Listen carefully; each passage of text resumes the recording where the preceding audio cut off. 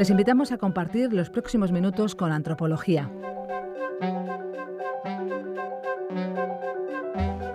Hace unos días nos adentramos en la historia de la antropología en España. Conocimos los inicios tardíos y lentos de esta disciplina en nuestro país y las peculiaridades respecto a otras escuelas europeas. Hoy queremos reflexionar de nuevo con los profesores del Departamento de Antropología Social y Cultural, Traude Mulauer y Honorio Velasco, sobre los viejos y los nuevos temas de la antropología moderna en España. Una reflexión en voz alta de un importante valor, ya que han sido protagonistas y testigos del desarrollo de esta disciplina.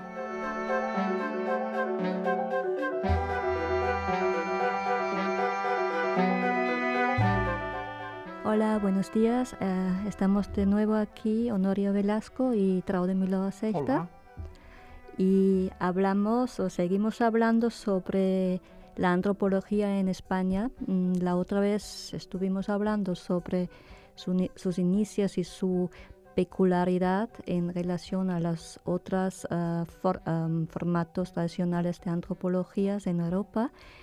Y ahora te quería preguntar, empezamos a lo mejor en el año 73 con esa primera reunión famosa que se decidió que, Honorio. Pues esa reunión que tuvo lugar en Sevilla y fue fundamentalmente a propuesta de José Alsina y Alfredo Jiménez, que entonces habían conseguido ya tener una posición relativamente sólida dentro de la Facultad de Geografía e Historia, en particular en relación con los estudios americanistas.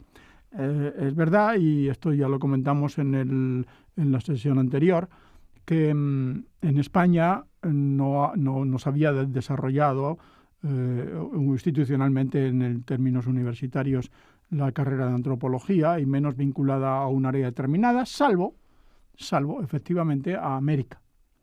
Porque la historia, diríamos, de América tenía ya una larga trayectoria en la universidad y al amparo de la historia de América también se desarrollaron los trabajos de arqueología de América y junto con arqueología de América, pues diríamos los estudios de antropología. ¿Te puedo interrumpir un momento? Sí. Porque eso a mí me interesa. Esa línea de historia de América era más bien histórica, ¿no? Sin duda. Que allí, para no hacer el link de trabajo de campo, allí no encontramos todavía lo que es el método antropológico social. Sí, efectivamente. Aún no lo teníamos, aunque efectivamente estaba muy inspirada por la Escuela de Viena. Claro, quiero decir, estaban dentro, diríamos, de esos estudios de lo que llamamos difusionistas, que eran capaces de reconocer, aplicado a las culturas precolombinas, a los rasgos que identificaban a cada una de las culturas y las conexiones que pudiera haber habido entre ellas. Pero no propiamente lo que llamamos estudios de campo, en el sentido ya en el que se estaban rehaciendo desde hacía ya varias décadas, tanto en el Reino Unido como en Norteamérica y también, efectivamente, en menor medida, en otras partes de Europa, como claramente en Francia. Bien, en la primera reunión esta, que llamamos primera reunión, tal vez esto de primero siempre es discutible porque alguna otra reunión primera debió de haber, pues... Bueno, tan famosa aparece pero en no la tan historia famosa, no tan famosa. Pues yo creo que lo que se produjo fue, diríamos, una especie de redefinición o de los campos americanistas vinculando historia, arqueología, como he dicho, y antropología o etnología. Porque muchos de los antiguos profesores no se desvincularon de esta denominación de etnología. Y de hecho, pues los departamentos americanistas, fundamentalmente en Sevilla, pero sobre todo luego en la Complutense, pues claro, diríamos, se deben fundamentalmente a esta fusión, o por lo menos, o colaboración al menos, si no fusión del todo, entre historia, arqueología y antropología de América.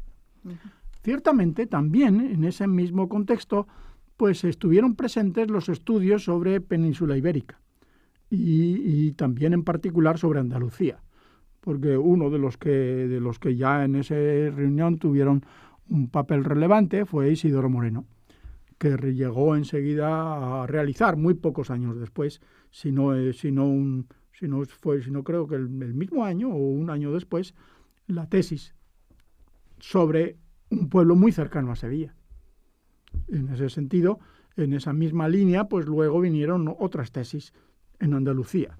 Mientras tanto, pues ya estaba en Barcelona el profesor Esteva. Y con el profesor Esteva había un grupo de alumnos que también habían iniciado ya las tesis de doctorado, todas ellas con ese componente, o sea, un estudio de trabajo de campo en España. Pero nos falta otro componente para entender todo el conjunto, creo que es este campo de estudio para afuera, ¿no? Para los americanos, que ha sido España. Efectivamente, es el otro factor, es que mientras tanto, en los años 70, comienzan a hacerse habituales los trabajos de los antropólogos extranjeros en España. Llamamos antropólogos extranjeros, por un lado, antropólogos americanos, norteamericanos, porque hubo un americano del sur que también vino, que fue don José María Arguedas, y que realizó también su trabajo. Pero era peruano, ciertamente, y el trabajo de Arguedas, desgraciadamente, pasa bastante desapercibido. No se sabe nada de él. Apenas se sabe nada de él. Mientras que, sobre todo, el trabajo de Julian Pitt Rivers, que ese fue propiamente pionero, porque fue el primero de los trabajos de antropología social en España, y ese está hecho, empieza a realizarse en el año 49. Pero en la década de los 70, pues ya habían venido Michael Kenny y había realizado sus trabajos William Douglas, ya también Susan Tax, ya había realizado su trabajo sobre Torralba, Susan Tax, e igualmente también había estado Devin Greenwood y seguro que me olvidaré de alguno más, que lamento no citarle porque todos ellos fueron muy importantes. Había otra complicación en todo el desarrollo de la antropología aquí, que eran ciertamente los materiales, ¿no? Efectivamente, con la implantación de la antropología en la universidad, poco a poco, la asignatura de antropología se integró en las otras carreras que la filosofía y que la historia, que ya citadas anteriormente, pero empezó a darse antropología también en la Facultad de Psicología, cuando la carrera de Psicología empezó a ser autónoma, quiero decir, a tener su propio campo y su reconocimiento específico en la universidad.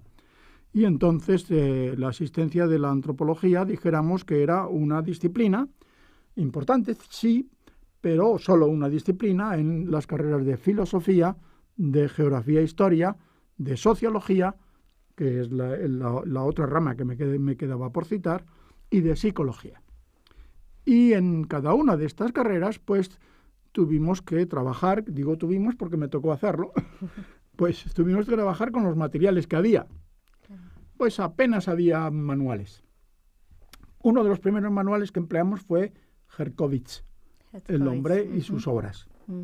Pero ¿no crees que también es interesante? Porque yo creo que, bueno, todo lo que nos gusta la historia sabemos que está por las suertes de los personajes, que se construye, no se construye, se llega adelante o no. Pero en ese caso también era importante de qué idiomas más hablaban los entonces antropólogos, porque si no, no se podía traducir esos textos, que he entendido que eran más bien los únicos que lo tradujeron, ¿no? Sí, así es. Bueno, pues entonces la formación de muchos de nosotros era más bien débil en idiomas. Bueno, no fue mi caso, por suerte, pero otros muchos efectivamente tenían una formación relativamente débil en idiomas, aunque en esos tiempos hicieron un gran esfuerzo. Y de hecho, el aprendizaje del inglés fue completamente necesario porque la bibliografía relevante estaba en inglés. En particular, hubo en ese sentido, al mismo tiempo que el crecimiento del inglés, hubo una desafección del alemán, porque era un idioma que, sin embargo, sí, yo tuve una formación en alemán porque en el terreno de la filología, de la filosofía y de la propia historia, en esos momentos, pues tenía una producción muy importante.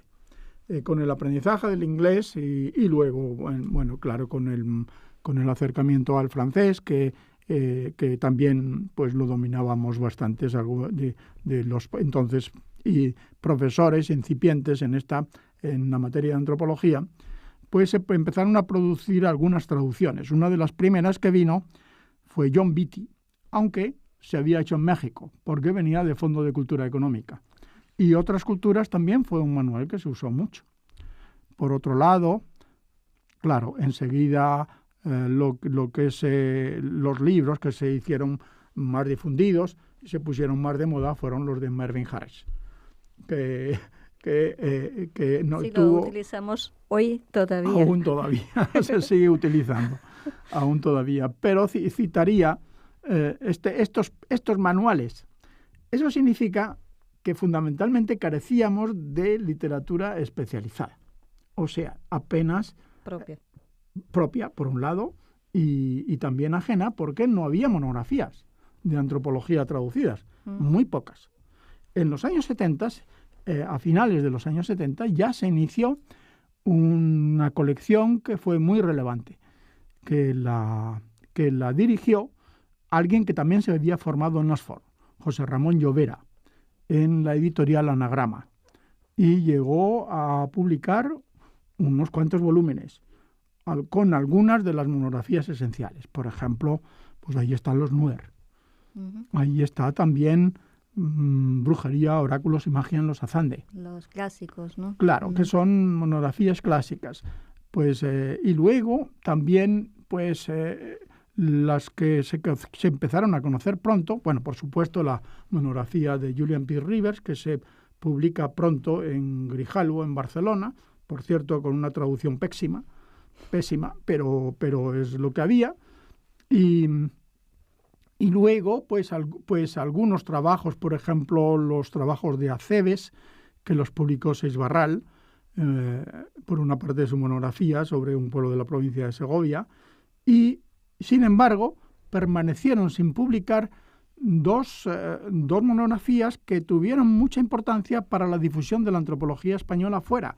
Es decir, muchos estudiantes norteamericanos, por ejemplo, y también ingleses, habían leído, por un lado, Belmonte de los Caballeros, de Carmelo Lisón, que se escribió en inglés y aún continúa en inglés, y el Spanish Tapestry, de Michael Kenny, que tampoco se había traducido. Estas dos monografías, que habían sido muy tempranas, pues muy poco posteriores a la de Julian P. Rivers, bueno, algunos años posteriores a la de Julian P. Rivers, pues no se conocían porque se mantuvieron sin publicar. Claro, y también dentro de lo que es la frontera o la barrera del idioma, ¿no? Sí, que eso es el problema, ¿no? Que también hay que hablar de eso. Es que también no se conocían muchos trabajos españoles en ese tiempo cuando yo lo estudié, porque no estaba traducido y nadie, bueno, muy poca gente leía en Europa español. Pero bueno, para entrar en lo que son los nuevos objetos de estudios, que creo que es interesante en este momento, que predominaban los estudios del campesinado y de... Sí, fundamentalmente el campesinado, sí. Y luego los estudios de los rituales, los estudios de la tradición oral y también algunos estudios, diríamos, de oficios y de producciones en general rurales. Pero yo creo que había un tema que mostraba que ya había otra era de la antropología social implicada, que era el estudio de los marginados, ¿no? Que tenía que ver con la droga, con ese tema comprometido, sí. Creo que es la primera vez. Antes debo mencionar un proyecto que dirigió el profesor Carmelo Lisón, y en el que intervino también en buena medida alguien a quien vamos a nombrar doctor honoris causa dentro de poco, que es Jim Fernández, sí. Que es el proyecto de lo que se llamó en España los pueblos malditos. Esta denominación, pues por supuesto, yo creo que los trabajos de los antropólogos contribuyeron decisivamente a anular. Me refiero fundamentalmente a los agotes, a los maragatos, a los chuetas, que son de descendencia judía en Mallorca, y luego también a las urdes o a la cabrera, es decir, y naturalmente los pasiegos. Y todo este conjunto de pueblos fueron objeto de atención durante ya los años 70 y los 80. E inmediatamente con ellos, pues la marginación. Fundamentalmente el grupo de personas, diríamos, por un lado en relación con que estaban situados en los márgenes, ya sean porque pertenecían a mundos, como dije, que se llamaban, diríamos, bandas o algo así parecido, bandas juveniles, etcétera, y luego, por otro lado, naturalmente, las drogas. Este conjunto, diríamos, de objetos de estudio y de sujetos de estudio supuso un cambio muy renovador en todo el desarrollo de la antropología moderna, de la antropología moderna en España. Muy renovador. Y esto era, yo creo que las publicaciones que más me llamaron la atención surgieron casi todos de Cataluña, ¿no? No todas, pero en Madrid también hubo unos cuantos trabajos ya dedicados a todos estos objetos de estudio. En Cataluña también, efectivamente. Y luego, en particular, porque se fueron difundidas a través de una revista étnica. Ah, sí, exacto. Étnica, que en ese sentido, pues diríamos, por un lado, actuaba de motor, porque recogía todos estos trabajos, incluso cuando estaban, diríamos, aún en realización, en forma, diríamos, de anticipos de lo que serían trabajos definitivos. Yo he leído entonces El Cafoto, no sé si lo leíste tú también, que era como una autobiografía de uno que vendía drogas, ¿no? Sí, efectivamente. Pero era interesante, bueno, yo creo que los estudiantes hoy en día todavía ya no conocen esa época de escritura autóctona, ¿no? Bueno, como no hay mucho más tiempo, pues yo creo que ha sido interesante esa excursión al pasado, a veces al propio pasado, sobre todo haciendo contigo es muy gratificante para mí. Para mí también, sin duda. y nada más. Bueno, muchas gracias. Hasta la próxima. Hasta luego. Hasta otro día.